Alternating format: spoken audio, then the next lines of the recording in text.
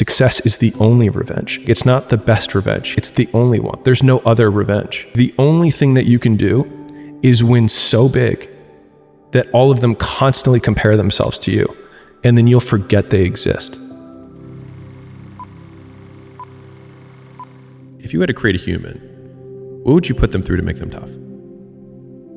It probably wouldn't be a really chill life. Yeah. What would you put them through to make them patient? Well, you probably wouldn't give them things immediately. And so it's like we want these traits, but each of the traits has a price tag attached to it. And it's just like, do you want to pay the price tag to get the thing? And so I think if people reframed the period of life that they're going through as the price that they're paying out of their wallet, but the wallet is their time, is the seconds of life that they're trading for it, then I think more people would be willing to make the trade. Because at least when I look at myself, like when I'm 80 something years old and I'm looking back on my life, I want to have these traits. But in order to have those traits, I know I have to go through these things. And I think for me, that's given me a lot of comfort in hard times.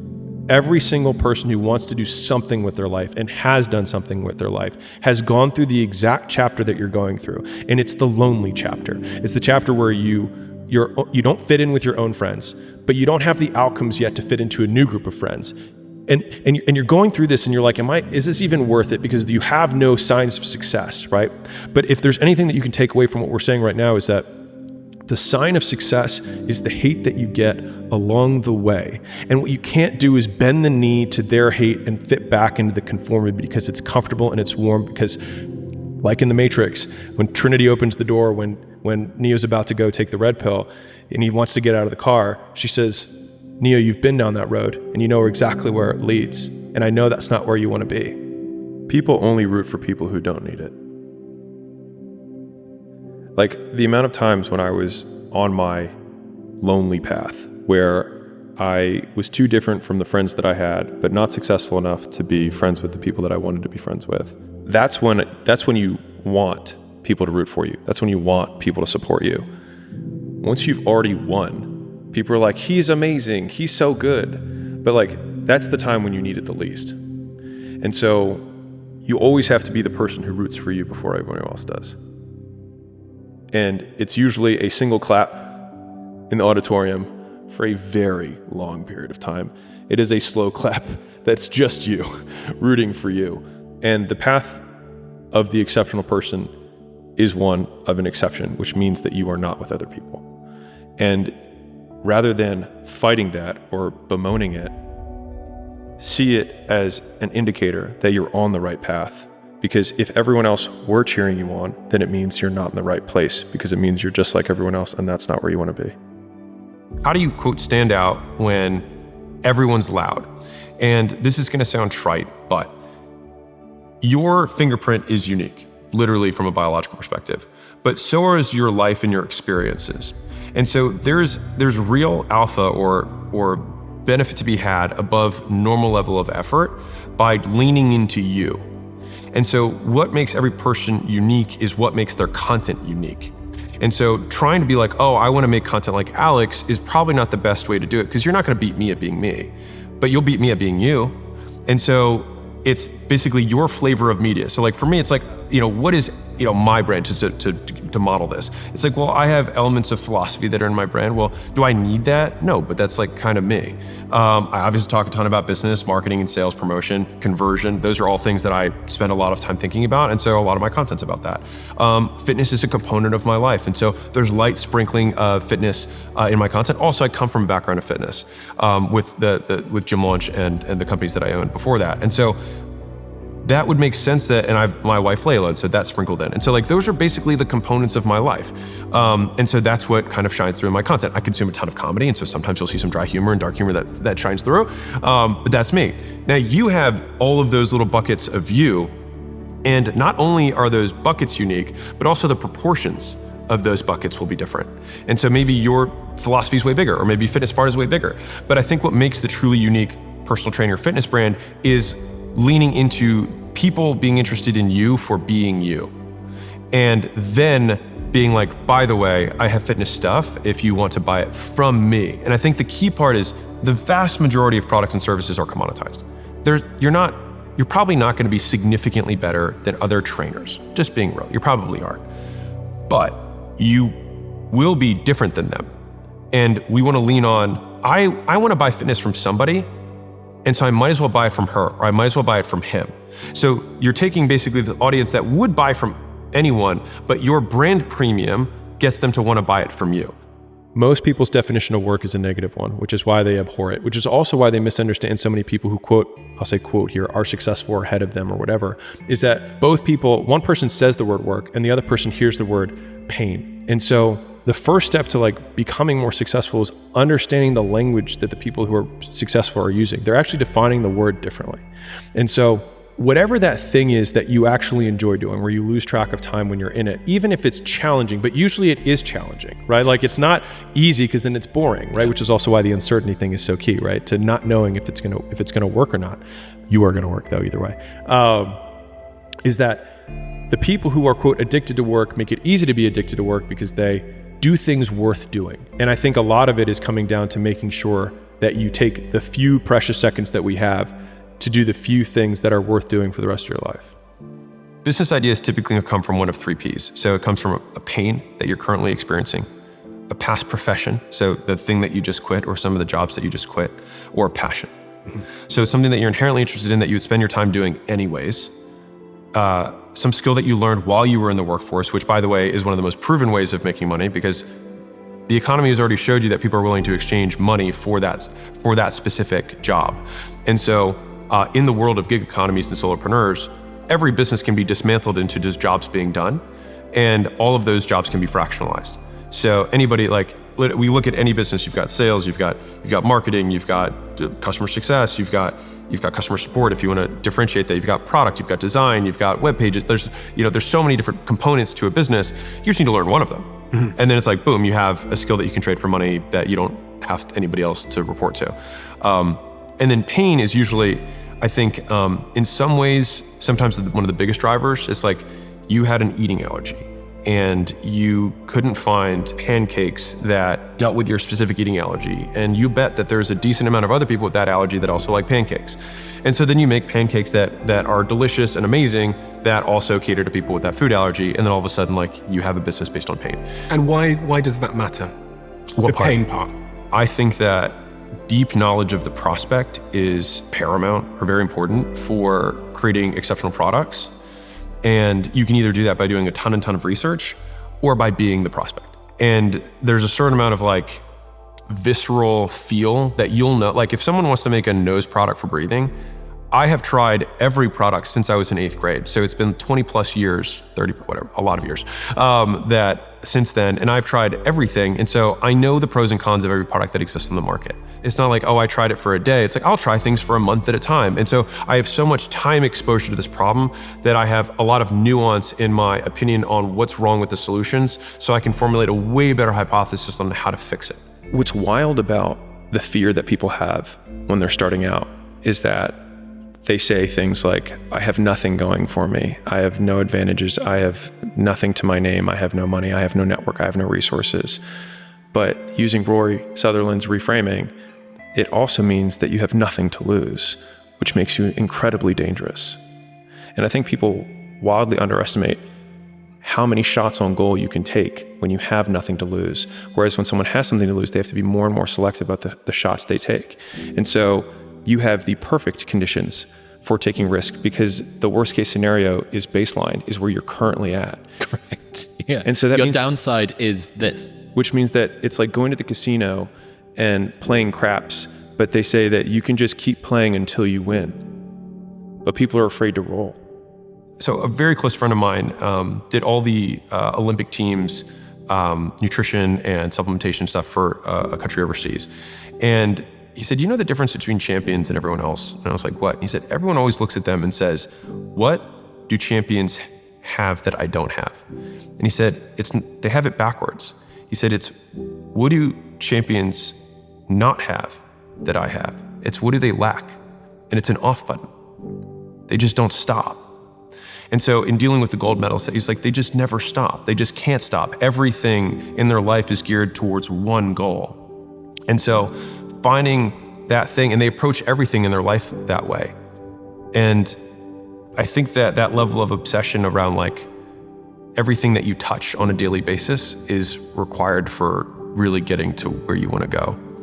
I think one of the major plights of humanity, myself included, is the expectation that life should be different than it is.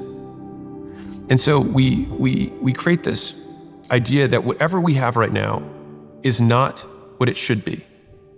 And I think should is the root of all pain, is that all the things that we think should happen but aren't is basically the measurement of our pain. And so I've tried to eradicate should from my life. Should for other people, she should do this, they should do that. And just lean into is. It just is this way. I work, period. Not I should work more, I should work less, or I should work differently, or I should see my mom more, I should call my dad more. I do this. And if something changes, I will change. And so unconditional shoulds. Now, if there is a condition of like, if you want to make more money, then this is a higher likelihood. You might want to consider doing this. Those are things that I don't consider in that category, but just the generalized shoulds of he shouldn't do that. He should build a family. He should have kids. He should have gotten married earlier. He should have gotten later. He should have married someone different. He shouldn't have the life that he has. He shouldn't work this way. According to what?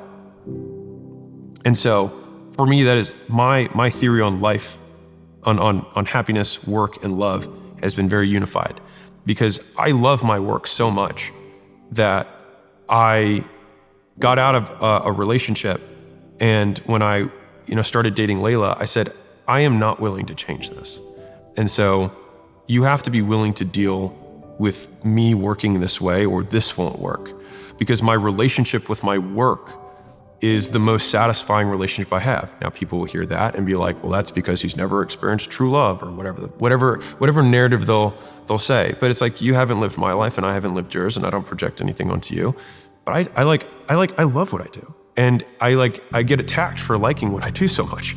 And I like working a lot, and it's because they have negative associations with the word, and that's their own history of their experience with the word. But I see my goals and my relationship with my goals as one of the most sacred things that I have, because I see them as a relationship with myself. People have a hard time just saying no to things. And I would encourage you, if you're listening to this, try saying no to, try actually telling the truth when you don't want to do something. Because we have so many social niceties that we say, oh, I'm really busy, or it's a really bad time right now, or whatever. It's, I had somebody the other day, I was with a friend, and I didn't notice that I did this. So sometimes it's nice to have somebody from the outside.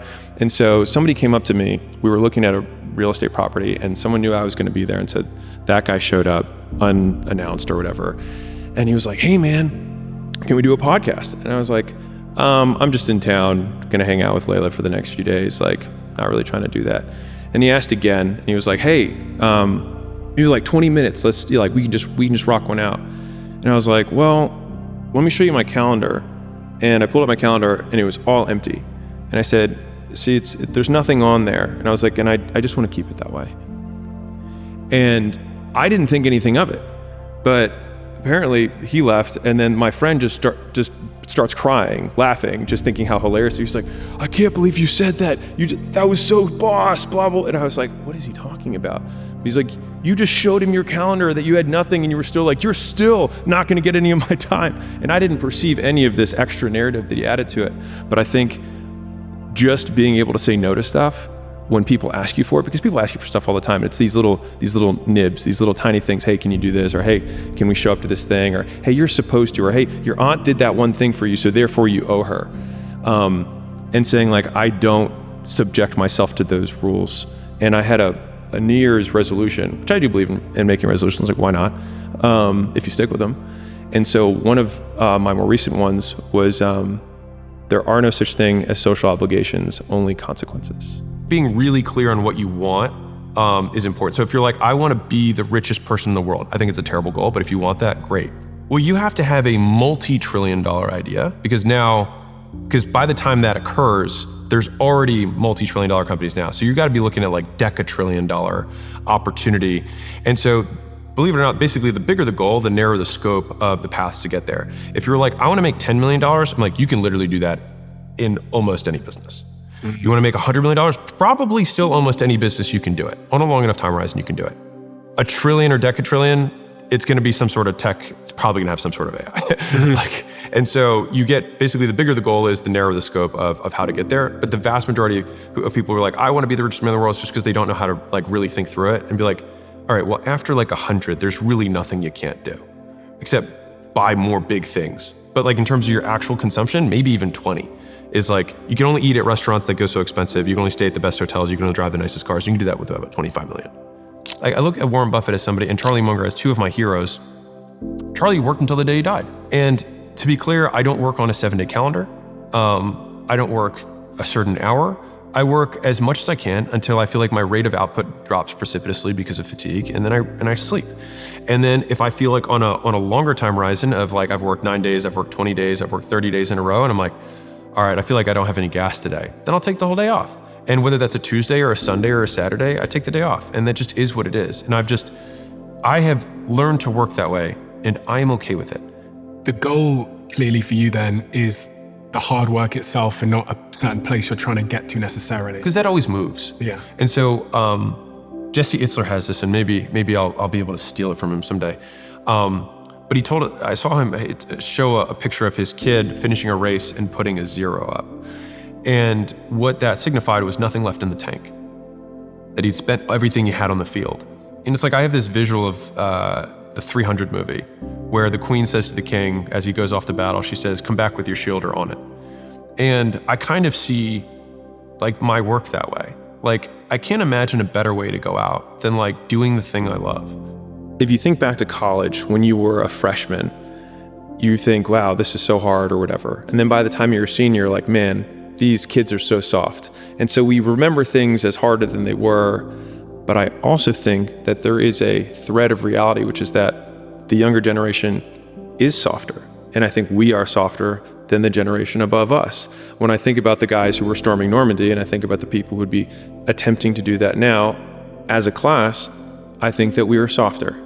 And so the thing is that if you can barely decide to take any action at all and peel your eyes away from your phone for just a moment, it's so much easier to beat everyone else, because most people are overweight, they're distracted, they're poor, they have so few skills, because it has never been easier to start a business, to make money, to get in shape. It's just also never been easier to do nothing. And so in a world where it's never been easier to do nothing, doing something becomes extraordinary.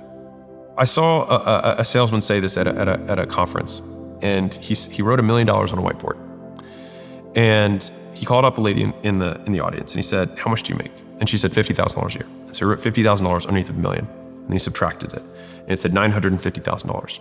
He said, it costs you $950,000 every single year. You don't know how to make $1 million a year. And so the question is, what is the value of that skill? And the answer is the difference.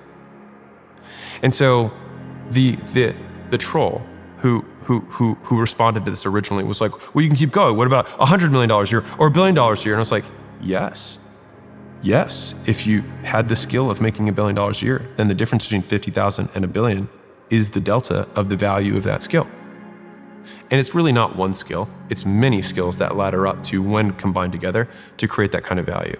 But I remember that being like seared into my memory, which is like, whatever I want to have, the delta between where I'm at and where that thing is what I'm willing to sacrifice in order to learn what I need to learn to get there. And I think that if people appraised that delta, not by the money in their wallet or the time that they currently have, but how much they would be making or how much time they would have and how much that's worth to them, then I think far more people would be willing to invest in their education. And it's such a taboo word because people hate the word education. It's like, oh, it's like work, but like, you want to be an entrepreneur, like, you got to learn. There's so much stuff to learn. If I ever had one thing that people took from me, it was like absolute freedom. And because of that absolute freedom, we are 100% responsible for our own lives. And so where we place the finger of blame is also where power flows. So if you blame your parents for your life, your parents have power over your life. If you blame your boss for your bad life, your boss has power over your life. If you blame you for your bad life, at least you can change you and you can do something about it. And so I think absolute responsibility has been my core tenet. And if you have a life where you're like, I don't want to care about work that much and I just want to spend all my time with my family, I'm like, congratulations, you won. That's amazing. Just don't assume that everyone's you. I know that my message won't resonate with everyone, and that's okay. But it's for the few people who were like me and felt like everyone told them there was something wrong with them. And I still get people to tell me there's something wrong with me. And if wrong means not normal, then yeah, you bet. But it's more so that like you are different and that's okay. And I think that if you're okay with that, then it unleashes this whole new realm of possibility of being able to do what you want. It is so easy to beat people today. They are so soft. They have no work ethic. No one can stick with anything. Everyone's distracted. They're on social media. They're counting their notifications because they can't stick with shit. They can't say no. Hard work is the goal. And so it's not like work hard so that X, because as soon as you have a so that, then the X is the thing. But if the goal is to work as hard as you possibly can, then the only real output we have is who we become along the way. The best days of my life were ones when I had nothing left in the tank. And so then the goal becomes to empty the tank, not where I drive, but just to drive the car as hard as I possibly can. The sign of success is the hate that you get along the way. And what you can't do is bend the knee to their hate and fit back into the conformity because it's comfortable and it's warm because you've been down that road and you know exactly where it leads. And I know that's not where you want to be. It's like the best way to guarantee to not have the life that you want is to do what everyone else is doing. Unless you want what everyone else has, which no one does. So think about it. People always are looking for the shortcut, but you have to accept a very simple truth, which is that the shortcut never actually takes you to the place that you're trying to go. And it's because it's rarely one big thing. There are a lot of shortcuts that exist in life, and everyone already uses those. And so whenever an actual shortcut gets found, all humans immediately do it, and it no longer becomes a shortcut. It's just a thing that everyone does, and it's not really a thing anymore. Like we learned how to tie knots. That was a big breakthrough, and then everyone ties their shoes, and they're like, oh my God, let me show you the shortcut to this. It's like, oh, you tie, like, oh my God, everyone does it, and it's like not a thing anymore, right? And so all the things that you want to have that most people don't have shortcuts. But the thing is so many people waste so much time. They literally waste longer than it would have taken the hard way, or the only way, to get there in search of the easy way that doesn't exist. And so the reality of this is that it's usually 100 small things that make days, weeks, and months hard. It's the never-ending onslaught of shit. And then you remember, after going through that onslaught of shit, that you signed up for this. But then again, you figured that it would be hard. And then you're reminded that this is what hard feels like. And so you keep going, because it's the only choice you have. I want to remind you that a lot of times what we imagine hard to be is different than how we experience hard, because the nature of hard changes too. And it's more of a limitation in how we describe hardship than it is, and I actually think there's a big problem with this. So just kind of like Eskimos have like 7 different words for snow.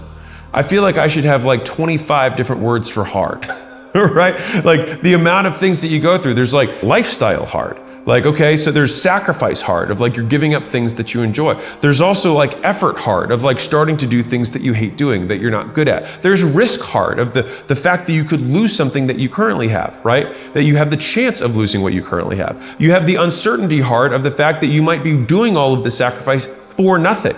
There's lots of different flavors of hard, and each one of them presents at different times. And for some reason, when it gets a new kind of hard, it's a new 7th type of snowflake hard, then you're like, oh, this is different. But it's not. It's just that the thing that you grow comfortable with, then you conquer, and then you're exposed to a new level.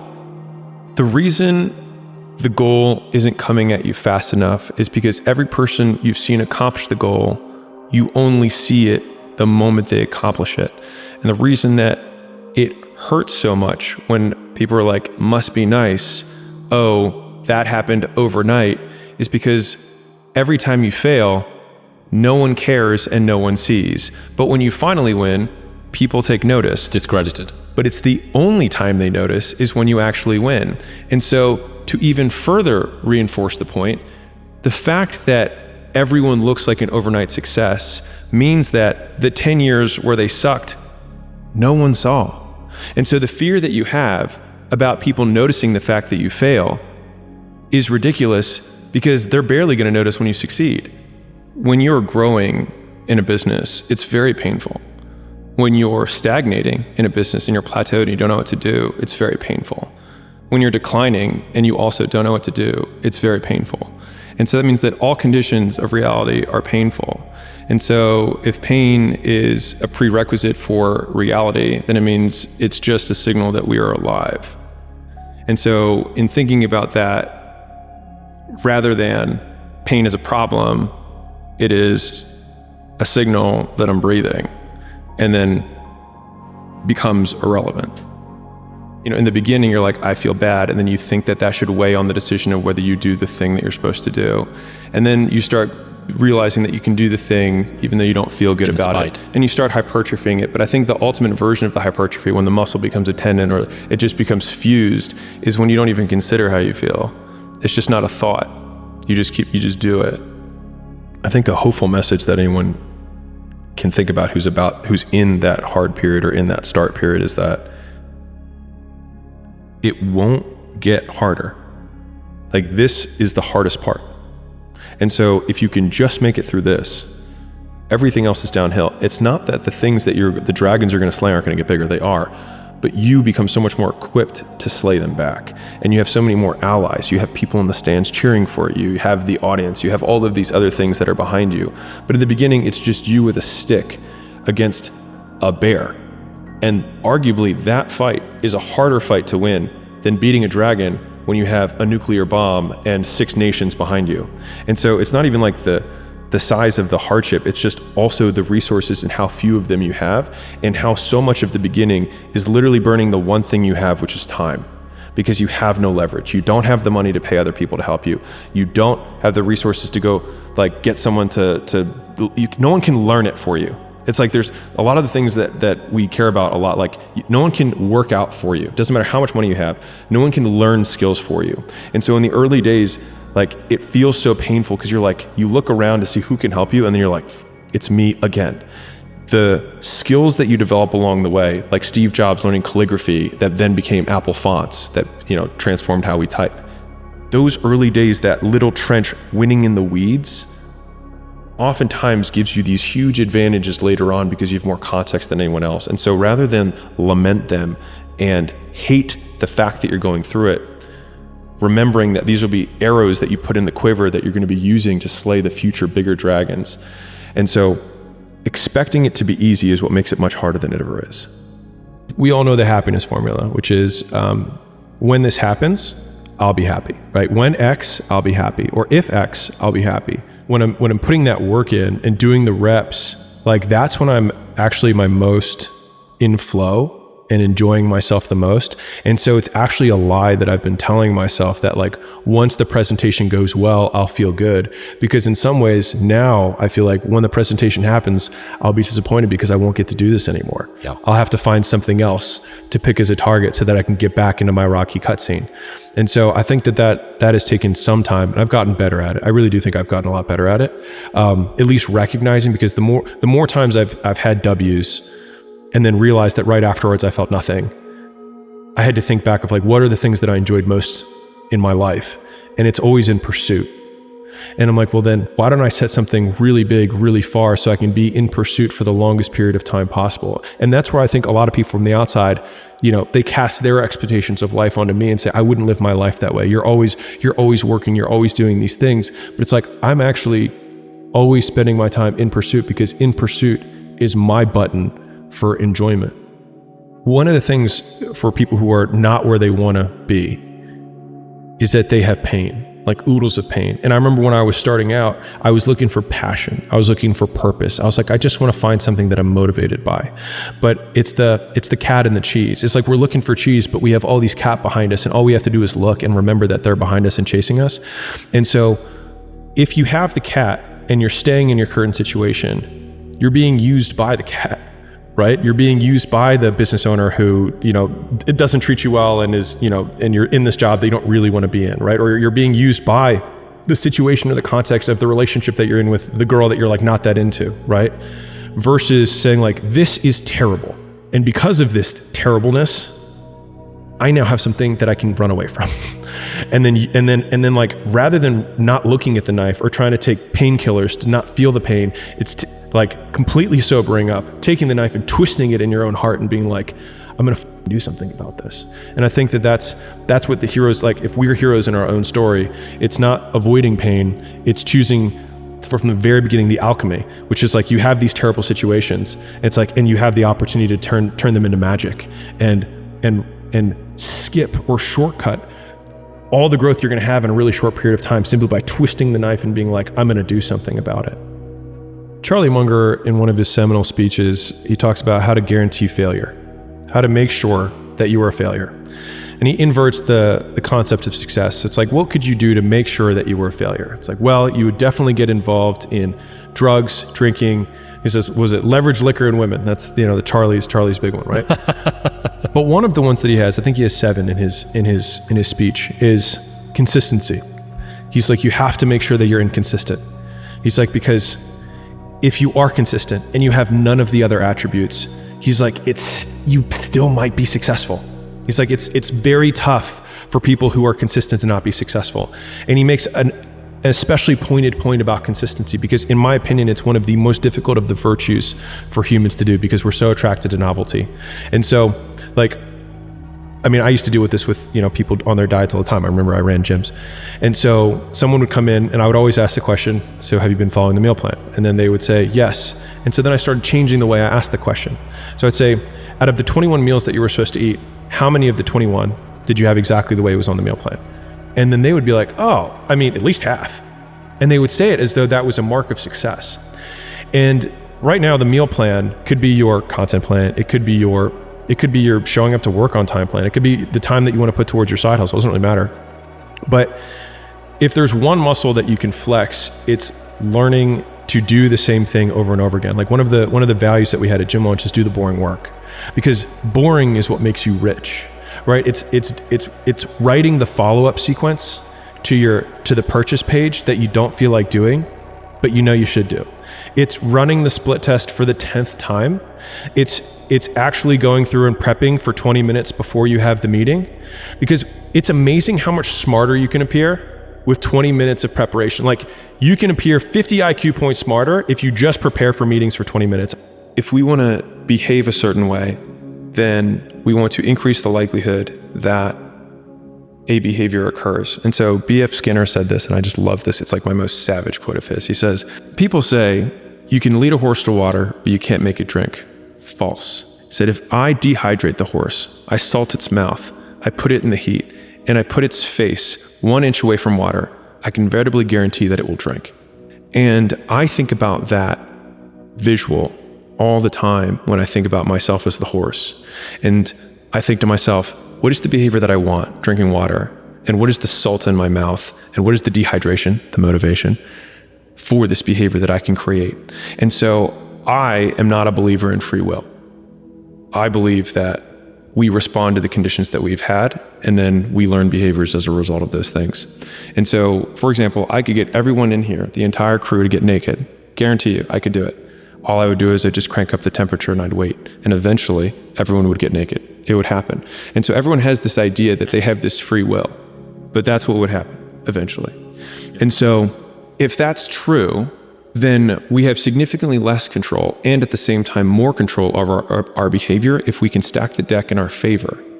And so part of the reason going to bed at 9 p.m. is so powerful is because we're changing the conditions so that we can change our behavior.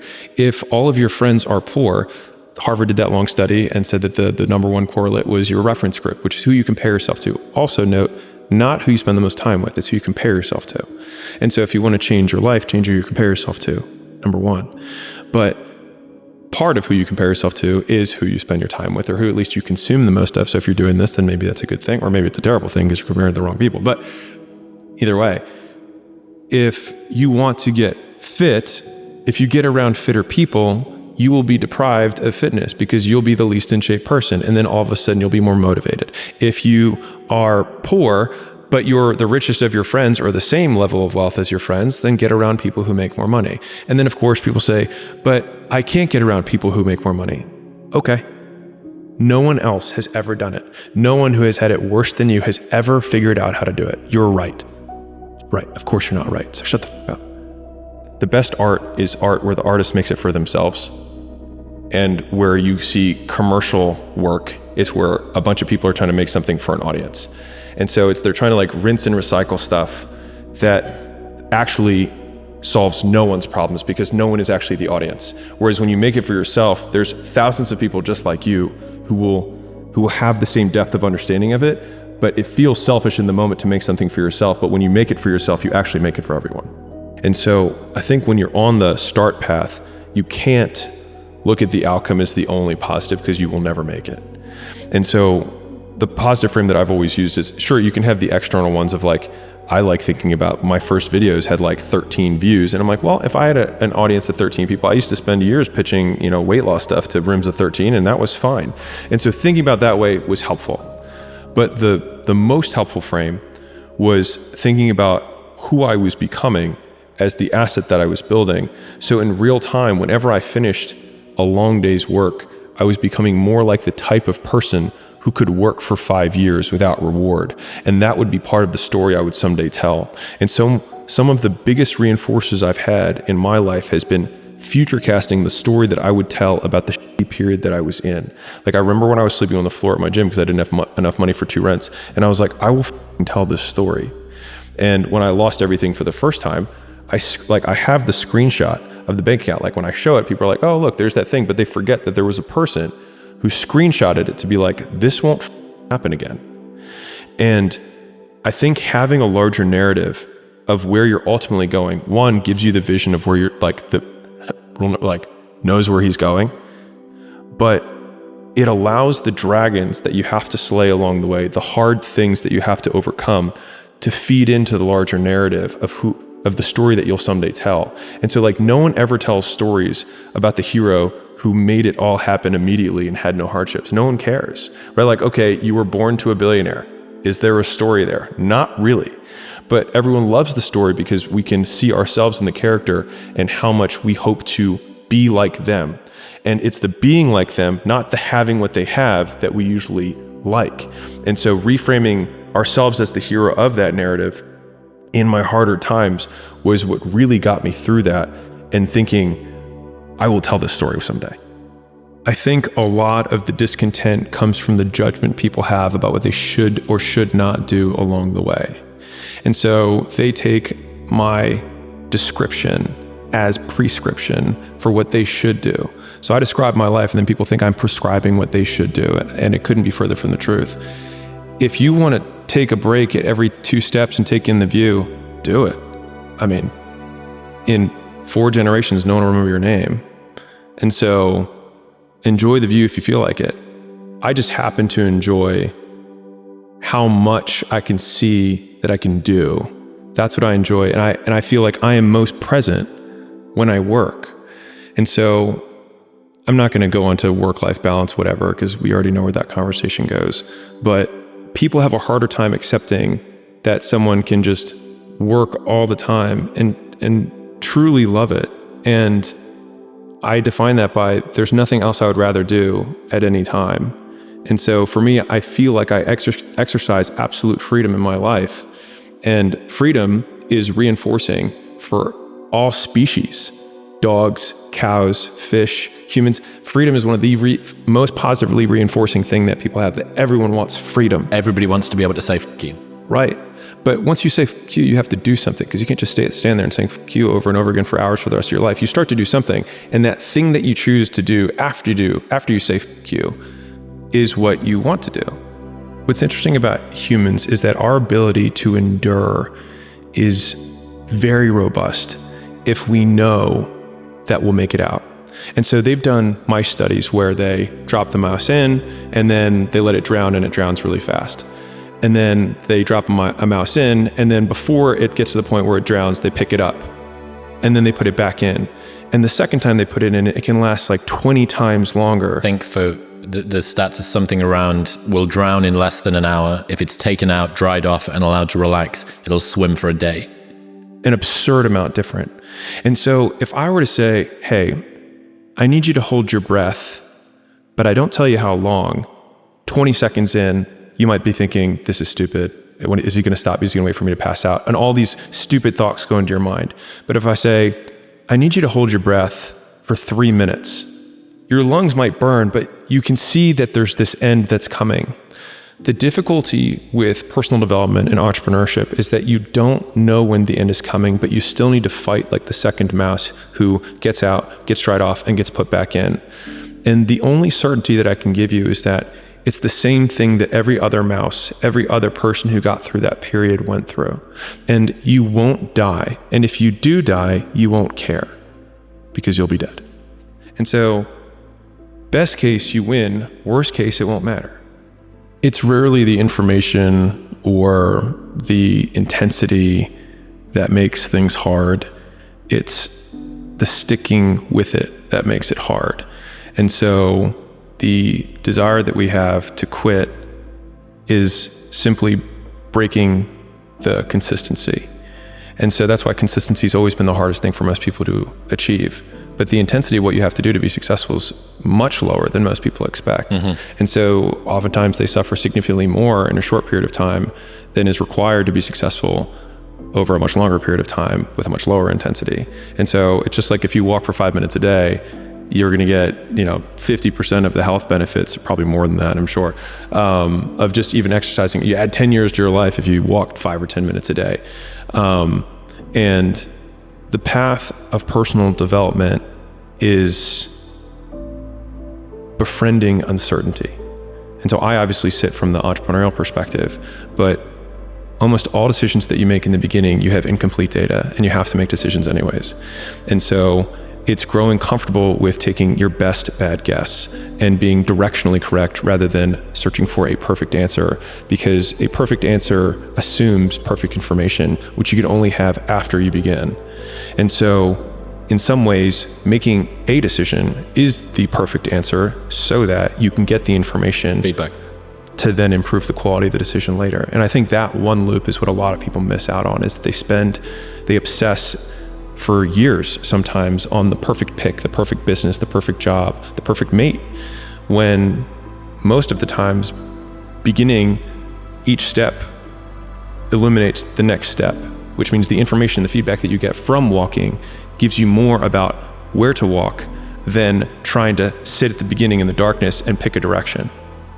What's wild about the fear that people have when they're starting out is that they say things like, I have nothing going for me. I have no advantages. I have nothing to my name. I have no money. I have no network. I have no resources.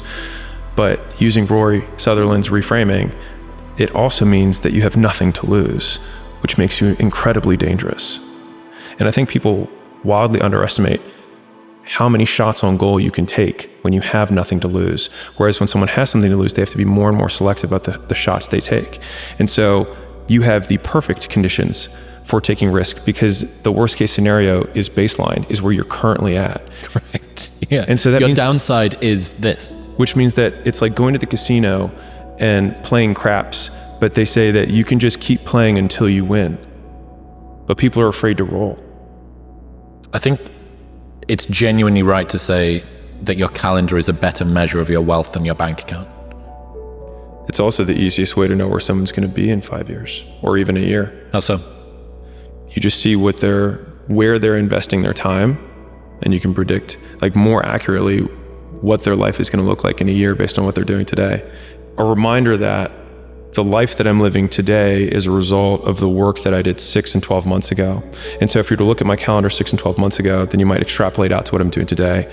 But just like people want the immediate reward, they also see their current condition as a result of the behavior they're doing today, it's not at all. And so that's why I think having, in some ways, a very vivid imagination of, like, this is where I think the benefit of, quote, visualization comes into play. I don't see it as much as a benefit for like, oh, I have to imagine this thing to happen. But I think it's more powerful to think, I'm doing this thing today and I'm imagining it happening. So it's an approximation of the feedback loop that you want to have. And so it helps you substitute and get through the period where nothing's actually happening. I have led a toothless life. I have never bitten into anything. I was waiting. I was reserving myself for later on, and I have just noticed that my teeth have gone. A lot of people wait for perfect conditions to start, don't realize that starting is the perfect condition. He's saving himself to use his teeth, but he could have had all of his teeth at the end if he had been using them the whole time. And so we have this idea, I call it the fallacy of the perfect pick, but thinking that you're going to have this one shot, this one pick of this one opportunity that's going to take you all the way, but it's the habit of biting that takes you all the way, not where you choose to bite the first time. And I obviously now have a huge history of this, and you do too, which is we have learned to just bite and know that our teeth will get stronger and we will learn how to chomp down along the way. And waiting to begin never got anyone anywhere. So I think about death all the time because it's probably the central theme. It's probably the thing that I think the most about. And I think that influences how I see time and also how I think, how it influences agency. Like what actions I'm willing to take despite the judgment of others. And so a lot of times, and it might be because I have more insecurity than everyone, that I think like, man, I want to do this thing. And then I hear all these other voices of reasons why I shouldn't do it, or why somebody else will say like, that's bad, or you're bad, or like, that's wrong, whatever. And so I think I've had to come up with a lot of these devices to get around my own insecurities, to take action despite those insecurities. And the biggest one that I think about is that it doesn't matter whether I achieve all of my goals or I don't achieve all of the goals. In 3 generations, I'll be forgotten. And the only people who were naysaying against me will also be dead. And so then it's like, just do it for me. And then when I wake up every day, there's only one voice I have to listen to. I think this is the mysticism. This is the unknown that the beginners or the people who are at the very beginning of their path don't understand, is that there is no magic. There is no mysticism. There is no spirituality around this. Everything comes down to behavior. And by doing that, you can take out all of the hullabaloo, all of the voodoo that unfortunately is so prevalent on social media. And so when you hear the podcast clips and whatever of people saying you just need to be more this, if they haven't described it by a behavior, it is useless. And so this has allowed me to also separate signal from noise when I'm consuming content in general, or if I want to learn something, I'm immediately thinking, well, what does this mean that I have to do? And if someone can't break it down into the behaviors, then they don't know either. And they may be very good at the thing, but they may be very bad at teaching it. And being able to separate those two skills, because those are skills too, being able to transfer a skill is a skill, will allow you to audit who you're listening to so that you can get the highest return on your effort, because then you know that you're doing activities that lead to the outcome that you want. Hard work is the goal. It's just to work hard. That is my goal. And then die? On things worth doing. When no one's watching, I work harder than when they're watching. And thinking about it like that has given me this persistent and ever-present scorecard or third party that's like, no one's watching, which means now you have to work because otherwise you're full of shit. And so it's this continuous reinforcing cycle of the me and other me holding the whip behind me to see how much I can take. But with each lash of the whip that I take, learning that I can take it and continue to trudge on. And so as long as you keep going, you bear witness to yourself of what you are capable of. If you had to create a human, what would you put them through to make them tough? It probably wouldn't be a really chill life. Yeah. What would you put them through to make them patient? Well, you probably wouldn't give them things immediately. And so it's like we want these traits, but each of the traits has a price tag attached to it. And it's just like, do you want to pay the price tag to get the thing? And so I think if people reframed the period of life that they're going through as the price that they're paying out of their wallet, but the wallet is their time, it's the seconds of life that they're trading for it, then I think more people will be willing to make the trade. Because at least when I look at myself, like when I'm 80 something years old and I'm looking back at my life, I want to have these traits. But in order to have those traits, I know I have to go through these things. And I think for me, that's given me a lot of comfort in hard times. Hard work is the goal. And so it's not like work hard so that X. Because as soon as you have a so that, then the X is the thing. But if the goal is to work as hard as you possibly can, then the only real output we have is who we become along the way, then it's something that I can win or measure myself against every day in real time throughout the day, which is how hard am I working? Because that is the goal. Because I know that when I look back on my life, the days that I loved the most were days when I had nothing left in the tank. And so then the goal becomes to empty the tank, not where I drive, but just to drive the car as hard as I possibly can. And that means that in the beginning, it's just straightaways and just seeing how high I can rev the engine. But as I become more advanced, it's like, all right, well, now we've got turns, and then it's turns in elevation, and then it's turns in elevation without guardrails because we have risk. And so when I think about how hard I want to work, the interesting thing about that is that the only person who can judge you on your success is you, because you're the only one who knows how much left in the tank you really had. I think a lot of entrepreneurship and even personal growth is training yourself on how you respond to hard. Because in the early days, hard was, ooh, stop. This isn't good. This is a warning sign. This is a red flag. I should slow down, or I should stop, I should pivot. But the more I think about it as a competitive landscape, as I'm clear on what this path is supposed to look like, and these rocks and these dragons are things that I'm going to have to slay along the way to get the princess or get the treasure, I get happier about the harder it is because I know that no one else will follow. It's a selection effect. And I think if you can shift from this is hard to no one else will be able to do this, then it flips from being this thing that you're like, oh, poor me, to oh, poor everyone else who's going to have to try. Yeah. And I think that is so much more motivating as a frame for the exact same circumstance. People only root for people who don't need it. Like the amount of times when I was on my lonely path where I was too different from the friends that I had, but not successful enough to be friends with the people that I wanted to be friends with. That's when you want people to root for you. That's when you want people to support you. Once you've already won, people are like, he's amazing, he's so good. But like, that's the time when you need it the least. And so you always have to be the person who roots for you before everyone else does. And it's usually a single clap in the auditorium for a very long period of time. It is a slow clap that's just you rooting for you.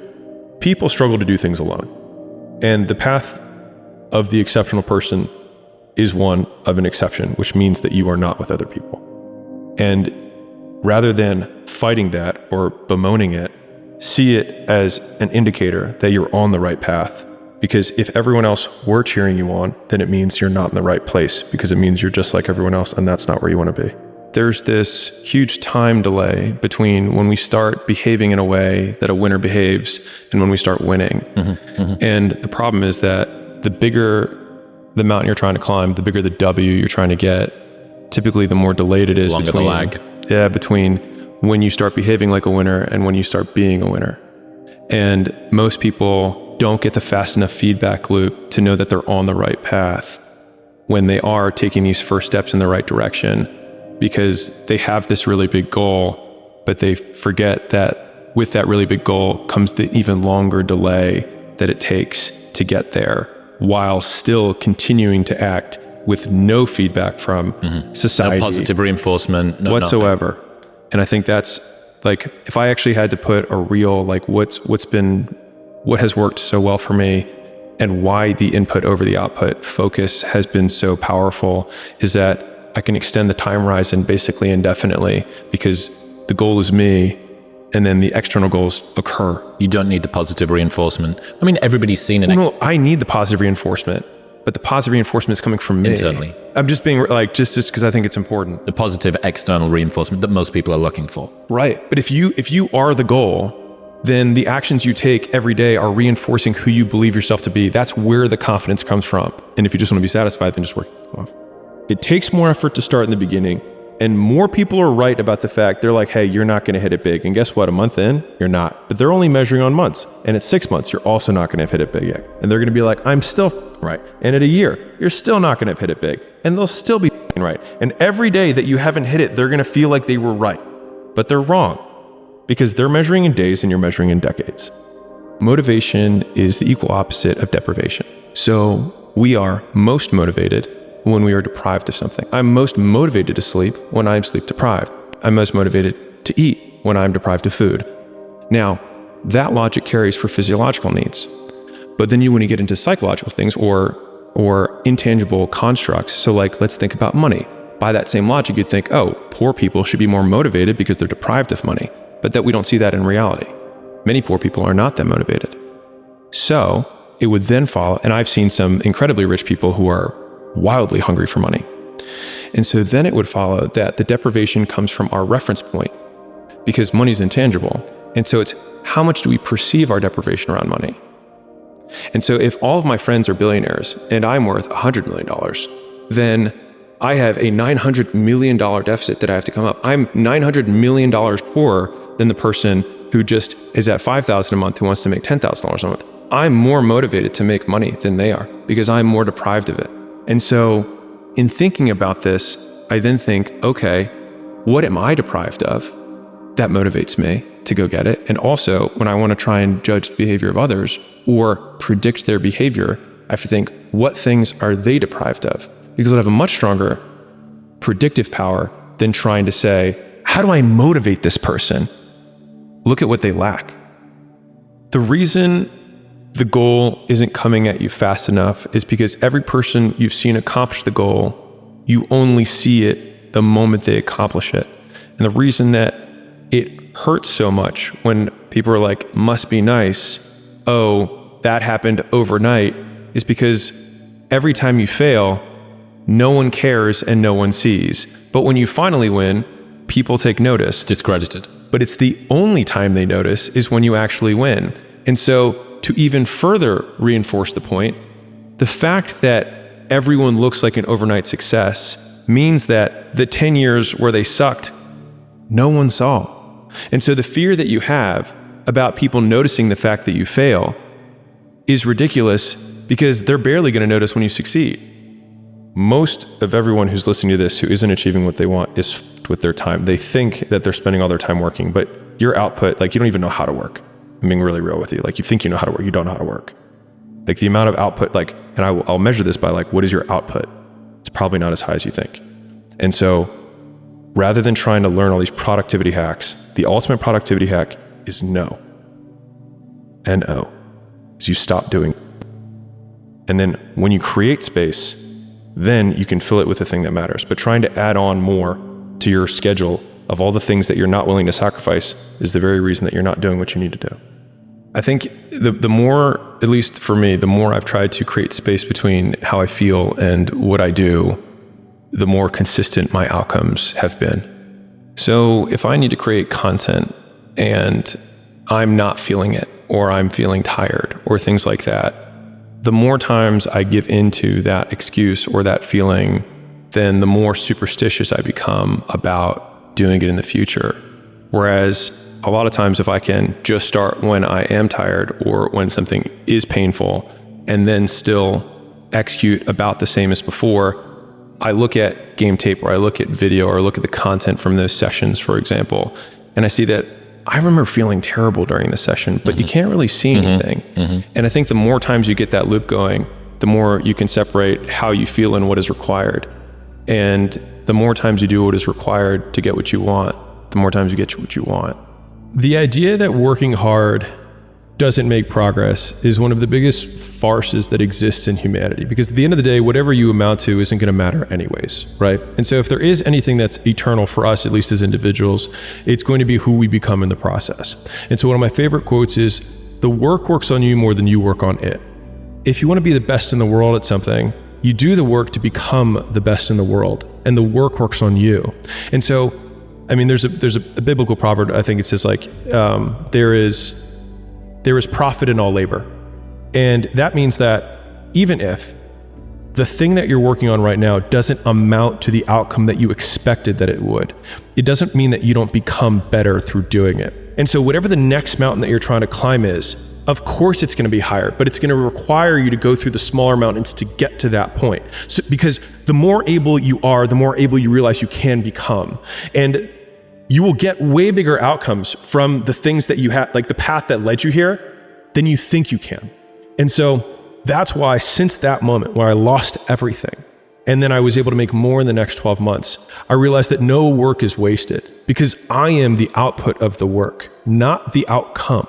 And that was one of the biggest frame shifts for me in never thinking that work is wasted, because the more I work, the bigger my work ethic, the more my work capacity increases. If I'm shoveling, I can choose to be like, I will be the best shit shoveler because I believe that I will figure out how to do this more efficiently, and I will get better, and I'll have calluses on my hands, and I'll have a better back and whatever. But I will do this well. And I think you can find joy in work if you decide to do it. So if your dream causes you so much pain, then you will quit what you're doing and do it. And if it doesn't cause you enough pain that you're not pursuing it, or that you don't, like if you don't feel like you're in a cage right now, then maybe you're not in a cage. And maybe you just need to like the life you have, and that's cool too. If you're going through that right now, and I promise you, every single person who wants to do something with their life and has done something with their life has gone through the exact chapter that you're going through. And it's the lonely chapter. It's the chapter where you don't fit in with your own friends, but you don't have the outcomes yet to fit into a new group of friends. And you're doing this thing, you're consuming content on the internet, you're doing these free tutorials online to try and figure out how to set up a podcast and where do I host this thing? And then you're going through this and you're like, is this even worth it? Because you have no signs of success, right? But if there's anything that you can take away from what we're saying right now, is that the sign of success is the hate that you get along the way. And what you can't do is bend the knee to their hate and fit back into the conformity because it's comfortable and it's warm. Because like in the Matrix, when Trinity opens the door, when Neo's about to go take the red pill and he wants to get out of the car, she says, Neo, you've been down that road and you know exactly where it leads. And I know that's not where you want to be. And then he closes the door. Like right now, this moment that you're going through is Trinity opening the door and being like, you could go back. But then you'd have to remember exactly what the reason was that you decided not to go out to begin with, just because you listen to this podcast and you consume this content, and you're like, I can do more than this. Like, because you are starting to live in some of that hell where you look in the mirror and you're like, I can do more. And you start to see the person that you could be. And you're like, this does start to feel like hell. You only start really liking stuff when you get good at it, in my opinion. And you only get good at it by doing it a lot of times before you're good at it. And so this is why I'm a big believer in this, is that when you are starting out, I think you got to find the thing that's the pain. And like, pain motivates significantly faster and stronger than pleasure does. Like, people are like, no, passion's the right way. It's like, point a gun at a family member, all of a sudden 10 out of 10 motivation, pain. And so like, I think people should use their pain more. And if they don't have enough pain, then one, maybe that's fine and you're a dreamer and that's okay. But I will tell you that a word that I read in my 6-month journey between when I wanted to quit and when I actually quit, there was this word that just pissed me off. And it was in this self-help or entrepreneur book, and it said, there are entrepreneurs and there are wantrepreneurs. And it was like, wantrepreneurs are people who read these books and don't do anything. And I was just like, I don't want to be. I was like, I am one of these right now. And it just felt so powerless. And I think that my entire life has been a lot of trying to have power. And I mean that in the true sense of just being able to direct, influence, and events. I've wanted to have more power to protect myself, protect the people I care about, etc. And I felt very powerless. And I think that I was in that comfortable, my dad approved of my current situation. I had a job that when I told people, they're like, oh, that's fancy. But I felt powerless. And I hated that more than anything. And so I think if I want to say this to anyone who's listening, if there's anything you listen to, all the stuff that I described that was really tough, that I went through, was not as hard as me quitting my job. By far, the hardest decision of my entire life, bar none. Because the things that I was actually caught up with were the opinions of other people. Opinions of my father, and the opinions of the people that I went to school with who I thought would judge me for leaving this good job to probably become a failed gym owner. And how lame that would sound. Compared to consultant, going to Harvard, and blah, blah, I was going to go from peak white collar to a very blue collar, profession making significantly less because I quote loved it. And I'll say this again, but sometimes you have to let other people's dreams for your life die for yours to live. Everyone believes in the American dream until it comes true. And I remember, because what had happened was everybody, when I was sleeping on the gym floor, right? I was the underdog, and everyone, my clients were all like, oh, good for you. You're going after your dream. And they'd see my blanket and my pillow in the corner of the gym, and they knew I was sleeping there. And it was evident, I lived there. I didn't have a shower. I didn't have a shower to go to the YMCA to go shower. And that everybody was pro me. And then people would come in, they sign up I'm gonna support you, right? And then within 9 months, I had hired people and I had a manager. And I pulled up, and I remember I walked in the lobby, and all the same people were like, "Oh, boss man's here. Oh, you're not too good for us now, right?" And I remember being so jarred by the experience, and I was like, "You guys rooted for me." And I was like, "And now I did what you said you were rooting for me to do." And that was when I realized that people want you to do well, but not better than them. And I was like, I had gone from underdog to the man. And I was like, when does that happen? And the litmus test of when it happens is depends on who the person is. Because for the person who was working at my gym, who, you know, was a janitor or a cleaner, it happened really quick, right? For the people who were more successful, it took longer. And then, you know, the only people at the end who would still root for me were the business owners who were doing way better than me, right? Who were still members of my gym. And so that was a really interesting experience that happened when I was 23. And that was the first time I went from underdog to the person that someone would want to attack. But I had a performance coach tell me this. He said, hatred isn't something you avoid. He said, it is a requisite for success. He said, if you get no hate, you are not successful. And for some reason, that just like really stuck with me, because then it just like, rather than it being this thing that I was trying to avoid, it actually became a leading indicator, or an indicator that I was on the right path in achieving things. Everyone's like, they want this magic pill. They want to know the secret, but there is no secret. It's just hard work. But I think the thing that everyone who's listening lacks is the context on how hard work is, not in that it's complex, but just in that it's a continuous and unending focus on one thing and noticing the details that separate mediocrity from greatness. And if you're like, I don't know what the difference between those two things is, that is the opportunity that hard work reveals, is that it takes watching 10 hours of you presenting and then taking notes at every time that you say or that a transition between slides is unclean, or that the audience kind of gets lost there because I can see that there's no reactions to that. I should probably add a visual there.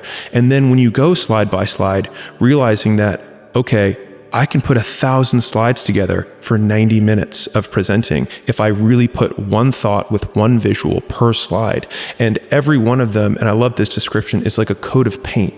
It's like you just put another coat of paint on the skill set or the achievement that you're working towards.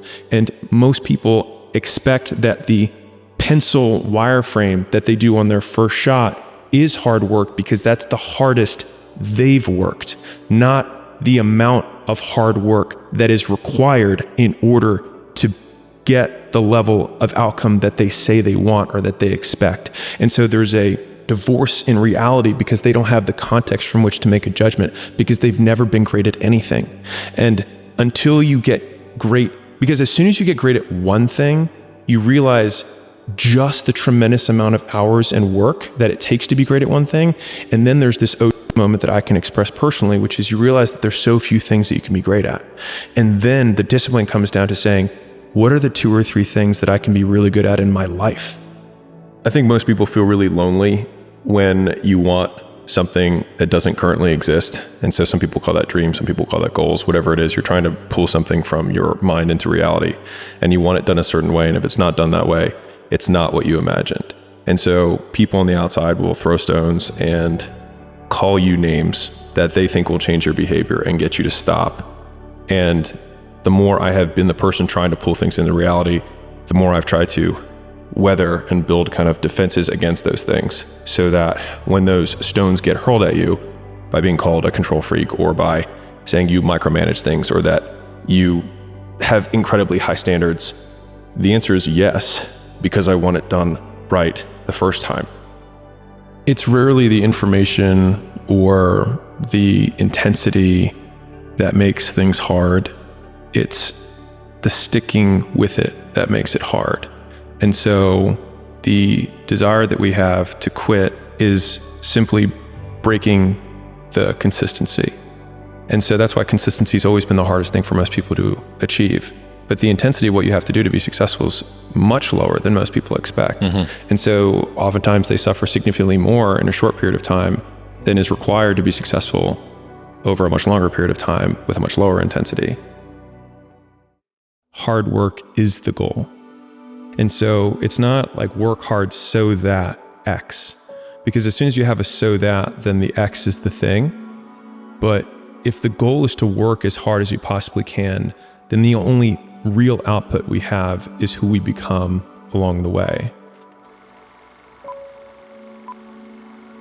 The leading indicator of a successful person is the ability to act without anything happening. And when you continue down that path, it happens slower than you expect and then faster than you can imagine. And I think that's the part that everyone misses, is they expect the faster than they can imagine, and they imagine really big. And so then their expectations are really big, really fast, but they take the intensity and they don't apply it to a timeline that's appropriate.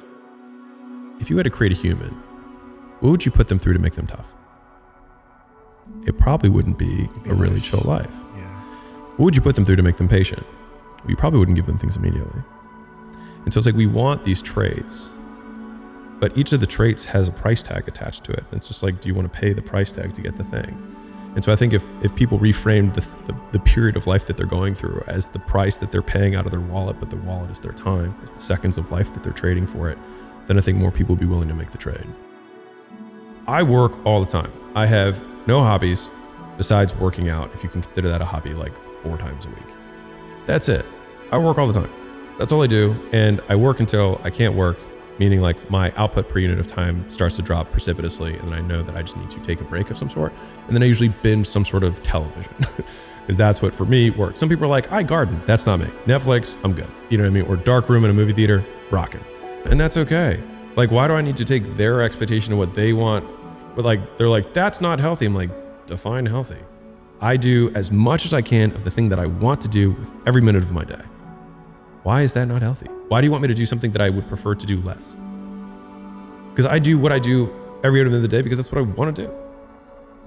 People who are poor, in my opinion, spend a lot of time not doing stuff. And that sounds terrible to say, but like at the base level, they're distracted, they're not doing the right procrastinating. stuff. Right. Well, I would even say not doing anything. Just distracting them, Right. playing Just video games, Netflix, etc. All that stuff, right? So there's like the base is like they don't do anything. They're purely distracting themselves from their current state, which is hard because it's hard to confront reality. If you're like not happy, it's easier to just distract yourself, right?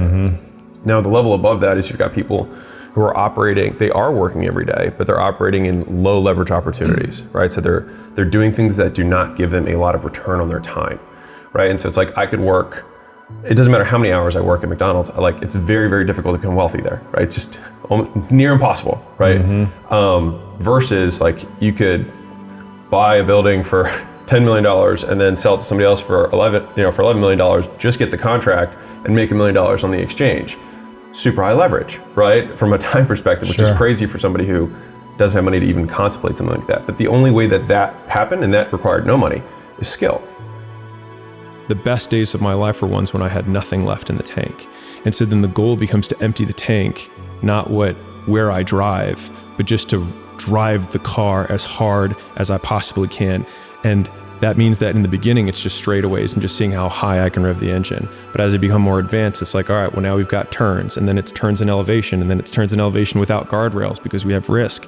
And so when I think about how hard I want to work, the interesting thing about that is that the only person who can judge you on your success is you, because you're the only one who knows how much left in the tank you really had. And the better you get, and you can resonate with this, you start winning exteriorly. And that's when people are like, it felt so empty. It's because they didn't actually work as hard as they could have. They just worked hard enough to beat everyone else. But that discrepancy between how hard you could have worked to work your hardest versus what was required in order to win, to me, that's the opportunity that shifting towards the work being the goal unlocks for you. And I work harder now than I did when I was poor. And I think it's because I've learned to enjoy it. Obviously, I come from the business perspective. The vast majority of business owners work a fair amount. They just work on the wrong stuff and they do it the wrong way. And so they get so little for their effort that they wonder when they're at home empty-handed in bed, why isn't this working when I am working? But if you define work, at least the way I do, which is output. So I define work by output. And in order to get output, it's volume times leverage. So how many times you do the thing times how much you get for each time you do it. And so that is do you work smart or do you work hard? It's you do both. You do as many reps as you possibly can, and you do it with the most leverage possible. So if I make 100 phone calls, the leverage that I can have there would be how skilled I am. So if I make 100 calls, I might get 10 times more. And so I worked more, I had more output than somebody who has less skill. But the only way you get skilled is by doing more inputs, by working more. And so it's this virtuous cycle of doing more and getting better, and then you get more for what you do. There are more people that I have met in my life who are dissatisfied by their live it up 20s than dissatisfied by their work it up 20s. Because most of the time in your 20s, you have no idea what you want. But knowing what you need to do to work and move ahead is fairly straightforward. And so you can take the known and make progress on the one that you have high confidence that you can make progress on. And then along the way, gain perspective on what are the things that are actually important to you in your life. And you may find out often that there are far fewer of those things than you really originally thought. Because what you thought live them up in your 20s was actually your mom and your two homies who are both mediocre, and you don't care about their opinion now when you're 30 anyways. But what a waste of a life it would have been to, quote, live up your mom's dream or your friend's dreams to then only get to your 30s and realize you didn't live it up and you also didn't work it up. And now you have neither. Everybody wants the view, but no one wants the climb. The people who win love the climb. And the real mountain has no peak. And so the view is always present the whole way up the climb. Most important lessons that I've learned in my life have come from doing and mentors. And so on a day-to-day basis, it's reducing the time between when you wake up and when you begin working. Right? A lot of people lollygag and delay and procrastinate and things like that. And if you just think about there's only a certain amount of time in the day, I want to increase my output per unit of time as much as possible. A lot of people have these superstitions that they have to do a certain thing or they must do X, Y, and Z. But all you have to do is talk to a single mom who has like 5 kids and they still start businesses. They're not doing any of that stuff. They're waking up and they're working before their kids are up, and then once their kids go to bed, they work then too, right? And they're not doing all the lollygag stuff that you see trending all over social media. It's like they're working. And so like the single greatest skill, in my opinion, is being able to find a place that you can shut out external stimuli and you can focus. The single highest ROI habit that I have is that for me, between 5 a.m. and noon, I have nothing on my calendar. It is just work, no meetings, and then all my meetings happen after noon. This is for the entrepreneur. Now, if you're like in a job right now, then it's got to be in the morning before you go to work and in the evening after you come back from work. But like, having that dedicated time, and if you're like, well, I'm not a morning person, fine, then just work late. Like that's okay. Like I've got billionaire buddies who are like, oh, I wake up at 10, but they work really late. That's their special time that no one bothers them. It tends to be at the bookends of the day though, just from my experience, because in the middle of the day you get pestered and it's hard to get into that deep focus, that deep learning that you get when you really pour yourself into something. You only start really liking stuff when you get good at it, in my opinion. And you only get good at it by doing it a lot of times before you're good at it. This is why I'm a big believer in this, is that when you are starting out, I think you got to find the thing that's the pain. And like pain motivates significantly faster and stronger than pleasure does. Like people are like, no, passion's the right way. It's like point a gun at a family member, all of a sudden 10 out of 10 motivation, pain. And so like, I think people should use their pain more. And if they don't have enough pain, then one, maybe that's fine. And you're a dreamer and that's okay. But I will tell you that a word that I read in my like 6-month journey between when I wanted to quit and when I actually quit, there was this word that just like pissed me off. And it was this in this self-help or entrepreneur book. And it said, there are entrepreneurs and there are wantrepreneurs. And it was like, wantrepreneurs are people who read these books and don't do anything. And I was just like, I don't want to be, I was like, I am one of these right now. And it just like felt so powerless. And I think that my entire life has been a lot of trying to have power. And I mean that in the true sense of just being able to direct influence in events. I've wanted to have more power to protect myself, protect the people I care about, etc. And I felt very powerless. And I think that I was in that comfortable, like my dad approves of my current situation. I had a job that when I told people, they're like, oh, that's fancy. But I felt powerless. And I hated that more than anything. Most skills can be learned decently with about 20 hours of focused effort. 20 hours. Like the first 20 hours of you actually doing something, you learn the most you're going to learn about the thing. If you just consider by percentage of learning from like, nothing to 20 hours in, you already have a really good understanding of the thing. The problem is that most people will take years to start the first hour. And so that habit that you're referencing is that my speed, at least now as I've gotten better at this stuff, is that like I try and detract the time from when I want to learn something or when I want to start doing something to starting it as soon as I can, because I just want to start getting through those 20 hours as fast as I can. Yes. And so that's just been a very tangible, because it seems like this amorphous thing, but there was a study that was done. There's like, in the first 20 hours, you can learn almost any skill. Playing guitar, running an ad, doing like you'll learn more in that first 20 hours than any other time. So it's like, then just get to that 20 hours and don't delay. That first hour is you paying down the fear of uncertainty. It's all these fears of like not being enough. What if I feel stupid? Because you have felt stupid when you try to figure something else out. But like, if you remember how hard it was to learn how to tie your shoes when you were a kid, right? Because it's like, I have to remember, and then this one, and the 2 bunny ears, the whole thing, right? But like now you can do it in your sleep. And it's just the emotions we have about beginning work because of the judgments we're going to put on ourselves about how we're doing. But if we can remove the judgment of how we're going to do and say, I assume I'm going to suck. And all I'm doing is I'm going to start pulling the thread of this 20 hours. That's my only goal, is to start sucking. That's it. I just want to start sucking rather than nothing. Victims see their past as their fate. Champions see their past as their origin story. And so a lot of people are living through their origin story right now, or they're living through the very reason that they'll never be successful, but it could be the exact same situation. And the only difference between either character is the actions they choose to take, which means that if you're waking up in your main player character today in this moment, as weird of a construct as this is, the past doesn't exist. Just gone, it's not anywhere. And so the only thing that we absolutely have control over is the actions that we take right now. And it's a weird eraser of time to when you really start thinking that like it's only exists in chemicals in my brain, but it doesn't exist right now to think about the past that way. But in some ways it's also very freeing because it means that I get to start with no baggage. And in some ways for me, it makes the present feel light. I think there's a lot of honor in work, period. And I think a lot of people fool themselves by thinking that what they do for some reason is not honorable. And I think a lot of it is like the internal versus external scorecard of like, I was saying what I said earlier about like, I believe these things to be true about the universe or like the world. But a lot of those are like, what do I believe about myself? Which is like, I can choose to do work in this way, which then I can derive joy from. So like, if I'm shoveling, I can choose to be like, I will be the best shoveler because I believe that I will figure out how to do this more efficiently, and I will get better, and I'll have calluses on my hands, and I'll have a better back and whatever. But I will do this well. And I think you can find joy in work if you decide to do it. The distance that we can shrink between wanting to do something or thinking something should be done and it being done is a direct indication of our personal power in our lives. And so that has helped me basically think, don't be a powerless like just shrink the gap.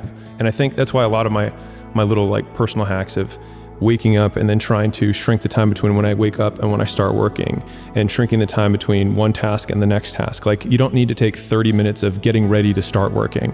Like you can just start working, because as soon as you get into it, you start pulling the thread and you're like, oh, here it is. And all of the time that I was getting ready to work, I was just using up my best brain power time on things that truly don't move the needle at all. The crazy thing is that the bigger your goal, the bigger your timeline has to be. But the even crazier thing is that the bigger your timeline, the easier it is. If I said, you have to learn French and you don't speak French, and you have to do it by tomorrow, it's impossible. You're not going to do it. There's no way that you're going to be able to do it. But if I said you have to learn it in a decade, you're like, oh, I could easily do it. You could probably learn 10 languages in a decade. And so all of a sudden, the goals that you have can be significantly more achievable, and you can feel like you're consistently making progress by moving out your timeline. But because people are so short-term minded, because they can't just stop scrolling over and over again, they actually make it harder for them to achieve their goals, because the only goals that they deem acceptable are ones that are on an unrealistic timeline. And so they doom themselves from the beginning.